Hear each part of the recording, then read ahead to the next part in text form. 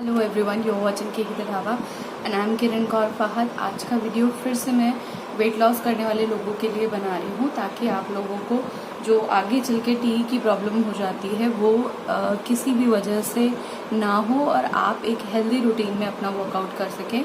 First of all, अभी मैंने नहाया है वर्कआउट करने के बाद, तो मैं आपको वो सारी चीज़ें बता रही हूँ जो मैं फॉलो करती हूँ। सबसे पहली चीज़ जो आपको ध्यान में रखनी है वो ये है कि जब भी आप एक्सरसाइज करने वाले हो, ऐसा तो है नहीं कि आप एकदम उठे हो वर्कआउट शुरू कर दिया, तो जब भी आप वर्कआउट शुरू करने वाले हो तकरीबन उससे 15 मिनट पहले एक गिलास पानी पी लीजिए। फ़ौरन पानी पी के भी वर्कआउट नहीं करना चाहिए, क्योंकि बॉडी अंदर जाके जब पानी अंदर जाता है तो उस प्रोसेस में अपना टेम्परेचर नॉर्मल कर रही होती है, क्योंकि पानी एक ठंडी चीज़ है जो कि आपकी बॉडी को एकदम नॉर्मल कर रहा होता है। आपके अंदर जब भी आपने देखा होगा कि आपने नेट पे भी पढ़ा होगा, आपने अखबारों में भी पढ़ा होगा, आपने इंटरनेट पे भी सुना होगा कि जो पानी है वो हमारी बॉडी को नॉर्मल करता है। कभी भी कुछ भी दिक्कत होती है तो कहते हैं पानी पिलाओ, है ना, ताकि बॉडी का जो टेम्परेचर है वो नॉर्मल हो सके और जो हमारी इम्प्योरिटीज़ हैं वो भी निकल सके यूरिन के थ्रू और तरीके से पसीने के थ्रू। तो जब भी आप वर्कआउट करने वाले हो तो कम से कम 15 मिनट का एक गैप रखें अपने वर्कआउट और पानी पीने के बीच में, और कम से कम 1 गिलास पानी पीना है। आपकी इच्छा है आप 2 गिलास पानी भी पी सकते हो, लेकिन 1 गिलास पानी तो आपको पीना है, और छोटा सा नहीं, अच्छा वाला 1 गिलास पानी पी लीजिए। उससे क्या होगा कि एक तो जैसे हम जब वर्कआउट करते हैं तो स्वेटिंग के दौरान जो भी हमारे बॉडी से वाटर के फॉर्म में पसीना निकल जाता है उसकी भरपाई पहले से ही रहेगी, तो बॉडी अचानक से शॉक में नहीं आएगी। क्योंकि कई बार क्या होता है, जैसे आप सुबह उठे हैं ना, तो रात में आपने एकदम वाटर फास्टिंग की हुई है, मतलब मान लीजिए आप 10 बजे भी सोए और उसके बाद आप 6 बजे उठे, तो आपने 8 घंटे बिल्कुल पानी नहीं पिया है।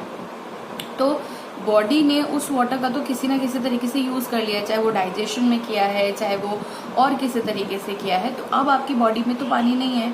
लेकिन जब आपने फिर थोड़ा सा आप उठे, फ्रेश हुए, फिर आप वर्कआउट के लिए चले गए, आपने वॉक करी, जॉगिंग करी, साइकिलिंग करी, स्किपिंग करी, जो भी किया, उसके वजह से आपकी बॉडी में पानी की कमी होगी। लेकिन अगर जब आपने ऑलरेडी पानी थोड़ा सा अपने बॉडी में डाल रखा है तो आपको इतना ज़्यादा लॉस नहीं होगा और बॉडी अचानक से शॉक में नहीं आएगी।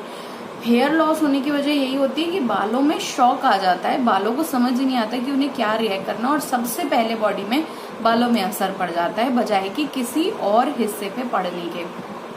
तो अगर आप 1 गिलास पानी पियेंगे, आप उसको उसमें थोड़ा सा नींबू भी मिला सकते हैं, आप उसमें शहद भी मिला सकते हैं, आपकी श्रद्धा, आपको जो उसमें ऐड ऑन करना है आप कर सकते हो। सब्जा के बीज, जिसे कि बेसिल सीड बोलते हैं, तुलसी के बीज नहीं होते, वो बेसिल सीड होते हैं जो कि फलूदे में डाले जाते हैं। आपने देखा होगा जैसे ही काले रंग के उन कलौंजी जैसे बीजों को पानी में डाला जाता है तो वो फूल जाते हैं और बहुत ही सॉफ्ट से होते हैं। बहुत सारे लोग उनका इस्तेमाल अपनी स्किन के लिए भी करते हैं, आप उन्हें अपने पानी में डाल के भी कर सकते हो। गर्मियाँ हैं तो वो जो है ठंडक देने का काम करते हैं, तो आपको अचानक से लू लगने से, हीट स्ट्रोक से, इन सब चीज़ों से वो बचाएंगे। और अगर आप चाहें तो आप उसमें थोड़ा सा कोई भी ऐसा हर्ब्स, जैसे कि आप उसमें पुदीना मिला सकते हो, आप उसमें धनिया मिला सकते हो, पेस्ट के फॉर्म में मिलाना चाहते हो तो पेस्ट के फॉर्म में मिला सकते हो, लेकिन कोई भी चीज़ की अति नहीं। 1/4 चीज़ें इन सब चीज़ों की मिला लो, 1/4 मतलब कि 1/4 चम्मच इन चीज़ों का मिला लीजिए। लेकिन ये नहीं कि हाँ पूरा का पूरा आपने जो है 1 चम्मच भर के धनिया का पेस्ट डाल दिया या आपने 1 चम्मच भर के पुदीने का पेस्ट डाल दिया, वो बहुत ज़्यादा गड़बड़ हो जाएगा। आप रात में भी इन्फ्यूज वाटर बना के रख सकते हैं, उसमें आप खीरा डाल सकते हैं, उसमें नींबू डाल सकते हैं, उसमें आप नींबू लेकिन बाद में डालना है, नींबू को रात भर नहीं रख सकते हैं। आप उसमें पुदीने की पत्तियाँ डाल सकते हैं, आप धनिया की पत्ती डाल सकते हैं। So it will be very good कि हाँ सुबह उठ के आपने एक अच्छी चीज़ पी, और जब आप नहा मुँह यानी कि बिना ब्रश किए हुए, बिना कुछ खाए हुए कुछ पीते हैं तो बॉडी को वो क्लीनिंग एजेंट के रूप में काम करता है, जिससे कि आपकी बॉडी डिटॉक्सिफाई होने का भी काम करती है। आप सुबह उठ के अगर इस तरीके का पानी पीते हैं तो आपको पेट साफ होने में भी मदद होती है। अच्छा, एक चीज़ और है कि अगर आप भाई बहुत देर तक सोएंगे तो आपका कोई भला नहीं कर सकता। लाइक अगर आप, मैं ये मानती हूँ कि भले आपने 12 बजे सोया, 1 बजे सोया, फॉर 1 चांस ऐसा हो सकता है, तो सुबह जल्दी उठिए किसी भी तरीके से, क्योंकि आपकी बॉडी है, उसकी एक रिदम है, उसकी क्लॉक है। अगर आप उससे हटके जाएंगे तो बॉडी वो एक्सेप्ट नहीं करती है, वो बीमार होना शुरू कर देती है, क्योंकि आपने नाइट शिफ्ट शुरू की है या आपने नाइट में जागना शुरू किया है, बॉडी उसके लिए तैयार नहीं है। ये हो गई कि आप सुबह उठ के 1 गिलास पानी पी ले पहले वर्कआउट से पहले। फिर जितने भी लोग वर्कआउट कर रहे हैं वो कोई भी बाल खोल के वर्कआउट नहीं करें। लड़कों की बात अलग है कि छोटे बाल होते हैं, लड़कियां चाहे बाल आपके इतने हो, चाहे आपके बाल लंबे हो, चाहे आपके बाल इतने हो, कितने भी आपके बाल हो, आपको बाल जो है वो बांध के ही वर्कआउट करना है। उसकी वजह क्या है, जब हम पसीने से नहा रहे होते हैं, मतलब वर्कआउट कर रहे होते हैं, तो लगातार बालों से पसीना गिरता रहता है, तो पूरे बाल जो है उसके कैप्चर में आ जाएंगे अगर आपके बाल खुले होंगे। लेकिन अगर आपके बाल बंधे होंगे तो कुछ लिमिटेड हिस्से को ही उस पर फर्क पड़ेगा और स्कैल्प भी गंदी होगी, सारे बाल नहीं गंदे होंगे। फिर अगर सारे बाल गंदे हो गए तो फिर आपको हर रोज धोने की जरूरत पड़ जाएगी। हालांकि वर्कआउट के साथ बालों को संभालना मुश्किल काम है, आई कैन अंडरस्टैंड, मेरे बाल बड़े हैं तो मुझे पता है कि कितनी दिक्कत होती है। लेकिन आप ये कोशिश कीजिए कि बालों को हमेशा बांध के रखिए। कस के पोनीटेल बना सकते हैं, चोटी बना सकते हैं, जूड़ा बना सकते हैं, जो भी आपको कंफर्टेबल लगता हो आप वो बनाइए, लेकिन बाल बंधे होने चाहिए पूरे वर्कआउट के प्रोसेस के दौरान। इसलिए क्योंकि इससे आपको वर्कआउट में भी आसानी होती है और आपके बालों में पसीना भी जगह जगह पे फैल के किसी भी तरीके की दिक्कत क्रिएट नहीं करता है। तीसरी बात जो आपको ध्यान रखनी है कि जैसे आपका वर्कआउट फिनिश हो, आप पसीना पहुँचते पहुँचते टिश्यू पेपर से, किसी क्लॉथ से, किसी रुमाल से अपने बालों को भी पोंछिए और अपने स्कैल्प को भी क्लीन कीजिए। कई बार लोग कहते हैं कि आप जो है ड्राई शैम्पू यूज़ कर सकते हैं। ड्राई शैम्पू केमिकल प्रोडक्ट है, यूज़ किया जा सकता है फॉर द टाइम बिंग कि हाँ आपको फ़ौरन कहीं जाना है, बाल धोने का टाइम नहीं है और बाल बहुत ज़्यादा गंदे दिख रहे हैं, प्रेजेंटेशन है, शादी है, फंक्शन है, पार्टी है, कुछ भी है तो, लेकिन रोज़ नहीं कि हाँ भाई आज मैंने वर्कआउट किया, आज नहीं बाल धोने तो मैं ड्राई शैम्पू यूज़ कर लूँ या कर लेता हूँ। ऐसा नहीं भाई, ऐसा नहीं चलेगा, क्योंकि किसी भी तरीके के केमिकल एजेंट को जब आप अपने बालों में लगाते हैं तो उसका अपना अपना अफेक्ट होता है। हो सकता है कि आपके जो बाल झड़ रहे हैं उनका प्रोसेस और बढ़ जाए। 3-4 बेसिक बातें अगर आप ध्यान रख लेंगे तो वर्कआउट के बाद आपके बाल नहीं झड़ेंगे। इसके अलावा क्योंकि आप अपनी बॉडी को, और आप सभी जानते हैं, जितने भी लोग मुझे जान रहे हैं वो सब जानते हैं कि हमारा वेट कैसे बढ़ा है लिमिटेड हमारी एक्टिविटीज़ से, कि भाई हमने बिल्कुल लिमिटेड कर दिया। हम पूरा दिन कंप्यूटर के सामने बैठे रहते हैं, जैसे मैं पूरा दिन कंप्यूटर के सामने बैठी रहती हूँ तो मेरा वेट इसलिए बढ़ा है। मेरी एक्टिविटीज़ 0 थी, लॉकडाउन भी था तो और माशाल्लाह सब कुछ बैठे बैठे ही करना पड़ रहा था, तो एक्टिविटीज़ कम हो गई है। कुछ लोग जानबूझ के भी उनको अच्छा नहीं लगता है या बस आलस के मारे वो रुक जाते हैं। बेसिकली आपने देखा होगा कि हमारे जो दादा दादी थे या हमारे जो बड़े, मेरी मम्मी जैसे बहुत एक्टिव हैं, तो उनको कभी वर्कआउट के बारे में सोचना ही नहीं पड़ा, उनको वजन घटाने के बारे में सोचना, क्योंकि वो लोग ऑलरेडी इतने एक्टिव होते हैं, उनके पास इतने काम होते हैं, उनके पास इतना फिजिकल एफर्ट होता है कि उनको ये सब चीज़ें सोचने के बारे में नहीं आती हैं। लेकिन हम लोगों को सोचना पड़ता है क्योंकि हमारा लाइफस्टाइल इस तरीके का है। ये जो वेट लॉस है या वेट है जो ये लाइफस्टाइल की ही वजह से होता है। तो मैं आपसे ये कहना चाहती हूँ कि आप जो भी अपना रूटीन, आप हम सबको पता है, दुनिया में हर मोटे आदमी को पता है कि वो कैसे पतला हो सकता है और वो कैसे मोटा हुआ है। तो जो भी आपको पता है सबसे पहले तो उस कोर फिगर में जाइए कि क्यों हुआ ऐसा।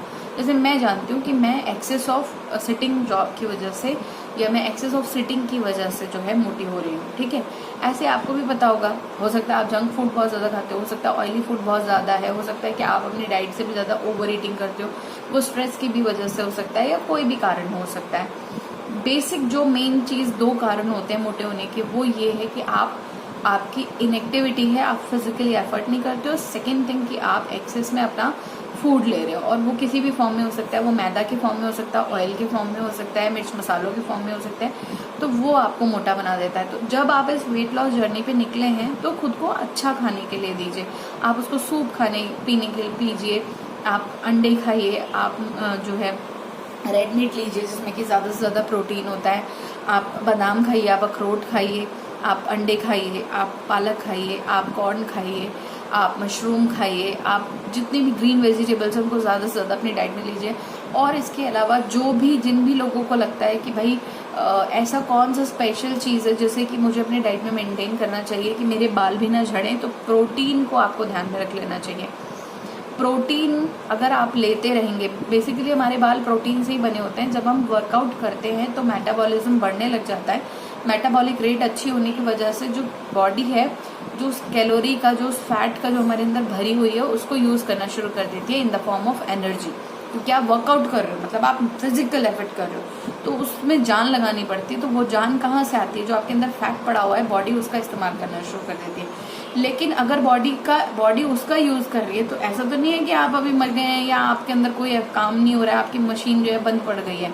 आपकी उस मशीन को भी चलने के लिए एनर्जी की ज़रूरत है, और वो क्विक एनर्जी जो है वो आपको प्रोटीन देता है। बाल भी प्रोटीन से बने होते हैं। जब बॉडी में प्रोटीन की कमी हो जाती है तो बाल झड़ना शुरू कर देते हैं सबसे पहले। और किसी भी बात का स्ट्रेस मत लीजिए। नेट पे बहुत सारी डिटेल है कौन सी चीज़ें प्रोटीन रिच डाइट है। मैं यहाँ पे कतई ये नहीं बोलूँगी कि प्रोटीन के संदर्भ में आप कीटो डाइट करना शुरू कर दो। Keto diet for the timing अगर होती कि भाई 1 महीना कर लिया, 2 महीना कर लिया, तब तो ठीक था। वो तो एक लाइफ लॉन्ग प्रोसेस है, और एक ही तरीके का खाना हम इंडियंस को नहीं सुहाता है। हमारी डाइट में ऑलरेडी इतनी वेराइटीज़ हैं कि हम लकी हैं कि हम इंडिया में पैदा हुए हैं, और यहाँ पे हमें बहुत सारी चीज़ें खाने पीने के लिए मिल सकती हैं। अगर आप लोगों को लगता है कि आपकी जो वेट लॉस जर्नी है उसमें आपके बाल झड़ रहे हैं, थोड़े दिन स्टॉप कीजिए और डर्मेटोलॉजिस्ट से सजेशन ले लीजिए। अगर आपको लगता है कि डर्मेटोलॉजिस्ट का मामला नहीं है, मुझे फिजिशियन के पास जाना चाहिए, तो फिजिशियन के पास जाइए। वेट लॉस की वजह से जब भी बाल झड़ते हैं तो वो टी ही कंडीशन होती है, टेलोजन एफ्लुएम। इसके अलावा किसी अन्य वजह से बाल नहीं झड़ सकते हैं। अच्छा, एक अपना जो रूटीन है उसमें अगर आपने वेट लॉस करने के बारे में सोचा है तो टारगेट को इतना ह्यूज मत रखिए। मैं हमेशा हर बार अपनी वीडियो में कहती हूँ कि जैसे आपका वजन 6 किलो 1 महीने में नहीं बढ़ा है, ऐसे ही 6 किलो 1 महीने में घटाइए मत। मैक्सिमम आपका वजन 2 किलो 3 किलो बढ़ सकता है, मैक्सिमम की मैं बात कर रही हूँ। मुझे भी लगातार वजन बढ़ता रहा है, और पिछले 1 साल में मेरा वजन 6 किलो बढ़ा है। तो 1 साल में 6 किलो बढ़ा, अब मैं 1 महीने में 6 किलो बढ़ा दूँ तो सोचिए मैं अपनी बॉडी पे कितना बड़ा अत्याचार कर रही हूँ। तो पर्सनल अत्याचार बंद करना होगा। हमें 1 से 2 किलो का टारगेट रखना होगा या 3 किलो का टारगेट रखना होगा। बॉयज़ इस संदर्भ में 4 या 5 किलो का टारगेट रख सकते हैं, क्योंकि उनको हार्मोनल इम्बैलेंस या हार्मोन से रिलेटेड कोई ऐसी जो एक्टिविटी उनकी बॉडी में नहीं होती है। बट फीमेल के साथ होता है, उनको पीरियड्स होते हैं और उसमें उनके हार्मोन्स जो हैं वो बदलते हैं। तो आपको क्या करना है कि 2 से 3 किलो का ही टारगेट रखना है। अपने आप को वक्त दे दीजिए। अगर आपको लगता है कि नहीं मेरे पास वक्त कम है, वजन जल्दी घटाना है, तो भी मान के चलिए कि 3 किलो से ज़्यादा नहीं, वरना बाल झड़ जाएंगे, हड्डियाँ निकलने लग जाएंगी, बहुत ही ज़्यादा और तरीके की दिक्कत हो जाएगी और परेशानी बढ़ेगी। तो बजाय कि अपने ऊपर वो अत्याचार करने के अपना एक टारगेट सेट कर लीजिए। आप 3 किलो कर सकते हो, 4 किलो कर सकते हो, not more than that. Workout के लिए अब क्या किया जाए? बहुत सारे लोग मुझसे पूछते हैं कि हम कैसे वर्कआउट करें। जिस भी वर्कआउट में आप कंफर्टेबल हो, ये नहीं कि आपने उठाया और माँ डंपलिंग चालू कर दी, नहीं। जिसमें भी आप कंफर्टेबल, लाइक आप साइकिलिंग करके कंफर्टेबल हैं, आप साइकिलिंग कीजिए। रस्सी कूद के आप कंफर्टेबल है तो रस्सी कूदिए। आप पहाड़ी इलाके में रहते हैं तो रोज़ाना पहाड़ी चढ़ना उतरने से ही आपका काम हो जाएगा। अगर आप वॉक करने को पसंद करते हैं तो वॉक कीजिए। वॉक से अच्छी कोई एक्सरसाइज नहीं मैं मानती हूँ इस दुनिया में। जैसे कि आप देखेंगे कि जब आप बाहर जाते हैं तो ठंडी एयर जो है वो आपके चेहरे पे लगती है, तो आपको लगता है कि कितना फ्रेश फील करते हो आप। जैसे सुबह उठ के आप जब बाहर जाते होंगे तो आपको अच्छा फील होता होगा।